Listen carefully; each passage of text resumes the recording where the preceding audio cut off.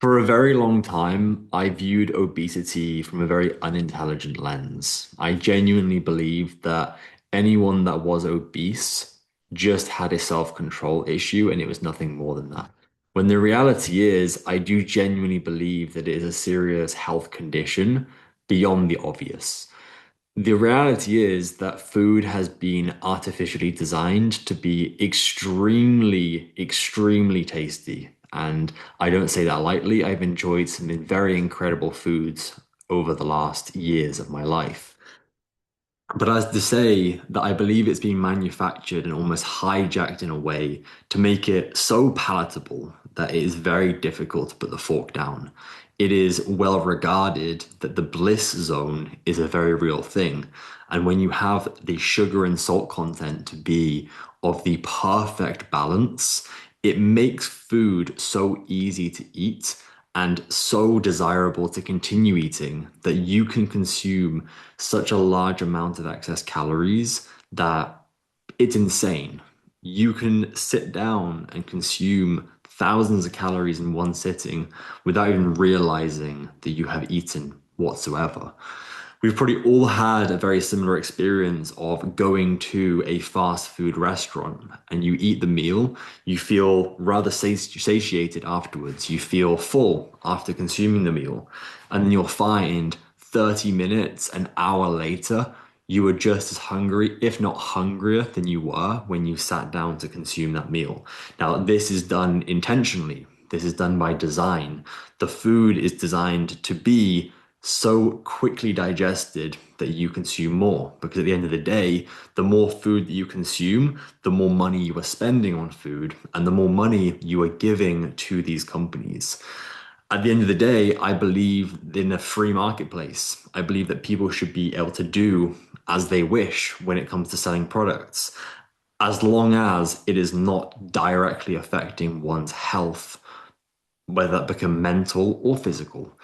And that's where the argument comes into play. Is this highly palatable food causing the obesity?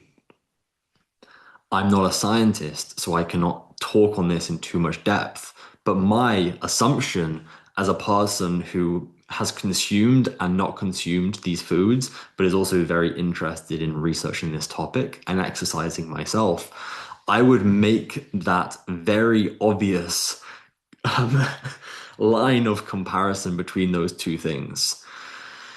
So what do we do about it? Because at the end of the day, if you are struggling with obesity or over consuming food, two of the same thing, what can you really do about it?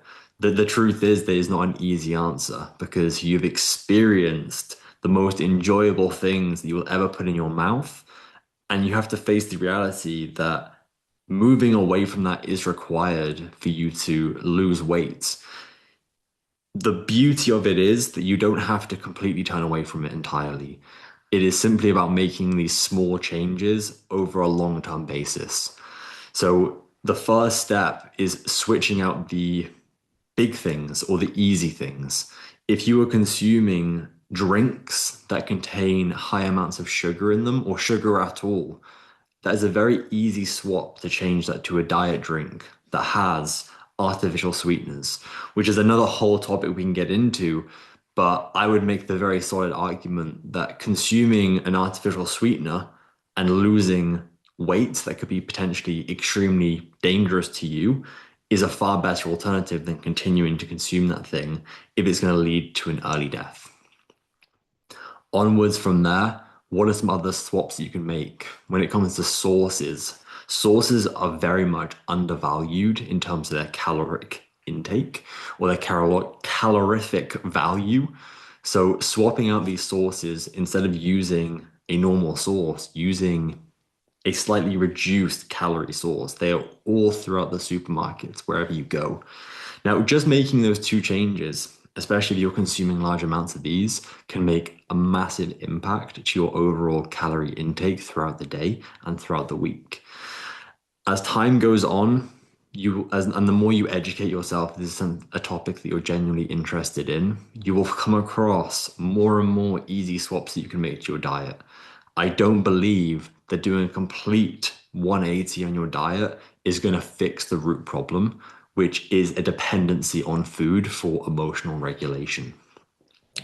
This, when it comes into the emotional or the psychological aspect of things, and finding something to replace that warm feeling you get from eating the food.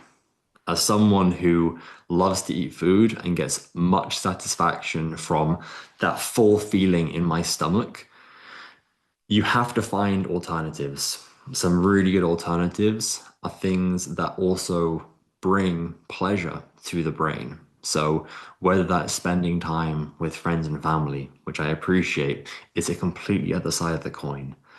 But allowing yourself to feel full from foods that you know are good for you, I have found to be extremely beneficial because then I can spend time with friends and family and I don't feel that shame and guilt or even pain from eating such large amounts of food. Thank you again for coming to my TED Talk. I hope this has been somewhat valuable. Have a fantastic rest of your day.